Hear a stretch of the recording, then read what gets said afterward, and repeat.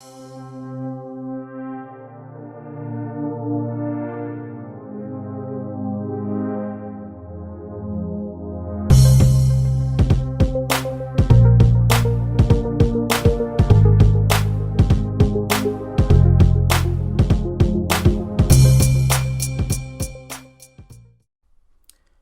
and welcome back to Redirecting. I haven't been broadcasting for a while because we have been very, very busy doing some very, very important work, namely garden work. Of course, this video is not going to be about gardening. I just wanted to share with you my absence. Whenever we get days that are warm enough, we try to do as much as we can out there because, as you see, the world is facing some very trying times. Very trying times. So I wanted to just kind of talk about what we see happening in the world right now. A lot of people are afraid. Rightfully so, if you were one of those who just kind of slept through all of the warnings and all of the calls to try to be more independent and do what you needed to do to secure your family. And so I can understand fear within those demographics. But for the most part, we shouldn't be in this place of fear if we were handling our business. Okay. This is why for so many years on this channel and on our ministry channel, we have talked about this very moment. What if the grocery stores were no longer available to us? Some of you remember those messages, okay?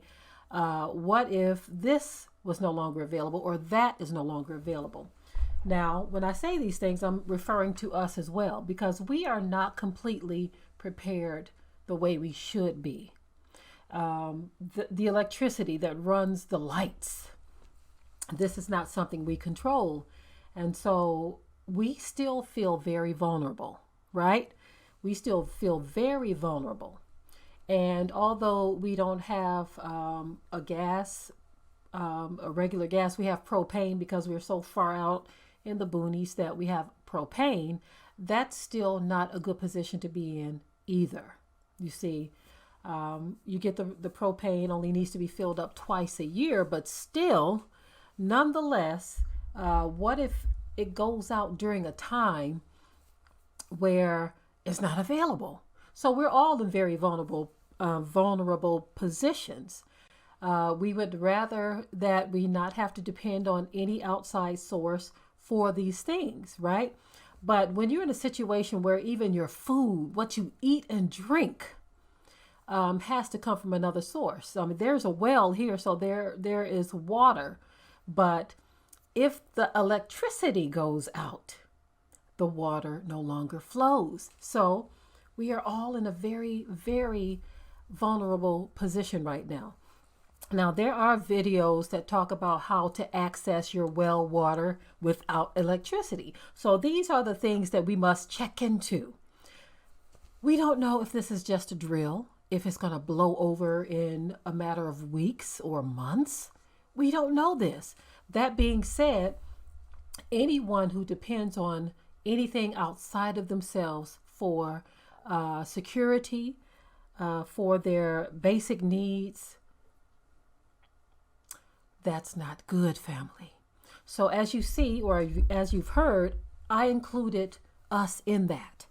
Now, the easiest thing I think for most of us to do is to grow our own food. Now, many of you say, well, what if this is my situation or what if that is my situation? For years, that's another thing that I've talked about on this channel, that there are ways around these situations. Those of you who live in apartments. Now, one thing I was happy about before I get into saying this, there was a sister who actually said she does live in an apartment, but she went to grandma's house and asked for permission to plant food there. That is something we've talked about on this channel for years. Many of you have a relative, a sister, a brother, mother, or father, grandmother, cousin, auntie, uncle, someone, or even a neighbor or a friend who may have a house with a yard that they may not mind you growing food there. There was one guy I talked about years ago as well. He is a man who owns a house with a very small lot. But let me tell you how he's making over $7,500 a week selling produce, because he made a deal with his neighbors. He said, I tell you what, he said, gardening is what I do. I don't have no more space on my small lot because all available space is covered in food. He said, I tell you what, if you let me work your land, your yard, we can split the food. I'll sell my half in the marketplace and your half is yours because it's your land. So in other words, he's swapping his work for half to them and the other half as income for him to sell in a marketplace. I said, that is an awesome thing. So he's willing to put in the work. Now, many are not willing to put in the work, but they will put in a ton of excuses. A ton of excuses. Many reasons why they can't do this, that, and the other. I don't have time. I don't have a babysitter. I don't have this. I don't have that. Now, in the case of needing a babysitter, your children can come right along with you, unless they're in school, of course. And I'm not talking about during the shutdown period. But if you are a mom or a dad and you have children, if they're at school, or if you have younger children that are not in school, you take them along with you. Many times the children will enjoy helping mom and dad to plant food. So there is absolutely no excuse that you can throw out there, because as you see, when the system shuts down, especially in the way that it has, whether you are afraid of contracting something or not, when the system shuts down, you are just left without any options. Now, at some point, the grocery store may not be an option anymore. It seems very, very unsure as to how things are going to play out in the next few weeks. We don't know how everyone is going to fare when the dust settles. And that should bring fear to you if you were one of those who say, well, I don't have to worry about that right now. I've had people actually say to me, even when I'm providing solutions, well, not everyone has this or not everyone has that. And I've provided solutions such as what I talked about with going to family members, okay, who may have a yard, who's willing to do this. I've talked about cities. Many cities do not mind if a resident wants to use a city-owned lot. For those of you who say, well, I don't have no family, or my family won't allow me. Most cities who have city-owned vacant lots, they will allow you to maintain that lot if you're going to grow food on it. So again, no excuses. And those of you who say, well, I don't want to put the work in if someone else tears it down, you'll never know until you try. Either way it goes, if you make an excuse and you do nothing and a time such as this comes upon us, where does that leave you still? At least if you try with a city or a church or some place where you can use a lot. Some counties actually have land that's designated for plots for residents to use a plot, where it's like a shared land situation where they'll give you so many square feet to plant your family garden. And so regardless of whatever excuse you can come up with, being in a situation such as this, you've put yourself out of all options, because you've talked yourself out of doing something. You've talked yourself out of making moves. And that is the problem with many today, because we have gotten used to a system that provides everything. You're used to being able to go to the store and just grab what you want off the shelf. Because society has gotten us used to all of this stuff. When the system breaks down, the trucks aren't rolling, tissue isn't being delivered, there's no water, there's no this, everyone goes into a panic, you see. And this is what we have been trying to say for years, that whatever you can do to secure yourself and your family, do that. although we may not be able to do it all, at least doing something is worth the effort. You see, as I've stated, um, we we have to pay for our electric. I would love to have solar panels, but that costs a lot of money. But this has definitely been a goal of ours for some time. You see, so we are not exempt when I talk about these things. We are not exempt. I'm just trying to encourage. Many of you on this channel and our ministry channel have stated that because of hearing these constant videos that we're drilling it into your head, right? Many of you have started gardens. You've started growing your own food. Many of you have been doing it for years because you were encouraged by our videos talking about this. I remember there's a sister who, she came to one of our events a couple of times. She said that out of all of our videos, a lot of people come into the truth or into the knowledge of who we are through the Whited Out series, through the documentary series we produced. But this young woman, she said she saw one of my garden videos and she was hooked from that point. From there, she started watching this channel and my husband's channel, you see. And so I am thankful to the Most High that we have talked about these things over the years and that some of you have taken heed to at least attempting to try to grow your own food. Is very important. I don't want to say it's too late to get started because things are happening right now. We do see that a lot of things are not available anymore.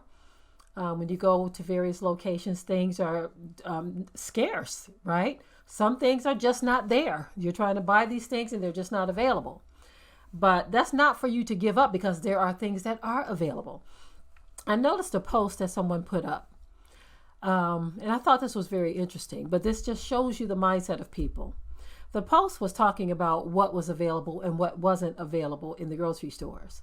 They noticed that all of the meat section was completely cleared out, right? But the fruit and vegetable area, the produce area, it was packed, still like it was fully stocked. And so I thought that was interesting. But again, it shows you the mindset of people. And I know some of you are going to try to explain it to me. So let me do that before you try to explain it to me. I understand that people are trying to get important foods, right? But to me, the fruits and vegetables are more important than the meats because both are perishable. Both are perishable, right? But because we have a society that is governed by things like that, they are more concerned with consuming the meat than the vegetables, right? There was another picture that someone showed where this man, his cart was filled with meat, nothing but meat. And the bottom had a few other items in there, but the cart was filled with meat because this is how people think, right? Now, I don't know if he was doing that for his family or if maybe he was buying it to donate to a food shelter. I don't know. All I know is what I saw in the image where the thought or the thinking was getting as much meat as you can. So I would hope that he was getting it to help some other people out. But 9 times out of 10, most people are stocking up. I understand stocking up for your family, but I'm just talking about the things that people are choosing to stock up on. Seeds. Are you buying seeds? You see, a lot of people are just not into gardening. I remember a sister told me years ago, she said this sister was, in my opinion, in good shape and young and all of this, but she said that she couldn't do gardening work. If she was back in slavery days, she said they would have just had to kill her. And I said to myself, wow, is that the thinking that we have as a people? That we're not willing to get out there and get dirty in the soil and plant food, healthy food for our families? You see, again, what if the option of going to the grocery store is no longer there? What if that option is off of the table? As we see right now, and we don't know how long this thing is going to go, as we see right now, that option is off of the table. for certain things that you're trying to buy. Now, it's been a gradual process of things emptying out,